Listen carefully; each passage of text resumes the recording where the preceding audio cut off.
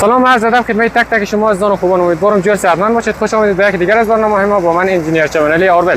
و باز هم امروز ما شاهد فعالیت‌های مردم 400 خانه در مقابل زراعت هستیم که از سال‌های زیاد بدین شد مردم 400 خانه مشغول زراعت و مالداری نیز میباشد. که مردم 400 خانه از اوایل سال مشغول به زرع غله بسیار مهمی به نام گندم است که اینا در اوایل سال کشت میشه و بعد از چند مدتی الی 1 ماه تا 3 ماه اینا به دستاوری گندم را شروع میکنند که بعد از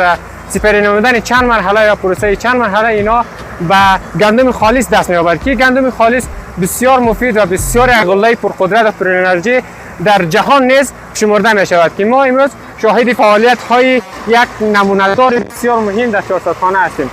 که بسیار جذاب و دیدنی است که امروز هم مردم 400 خانه در حالی که به زبان عامیانه مردم در حالی ترشل کردن است که یا تراکتور زیاد 400 خانه از او استفاده میکند.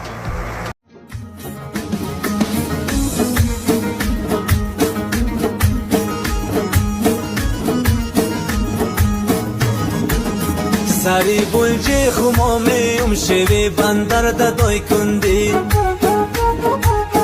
نیا جوری تو جونه مرگزار دختر دادای کندی سری بولجی خمامی شوی بندر دادای کندی نیا جوری تو جونه مرگزار دختر دادای کندی هزار دختر دادای کندی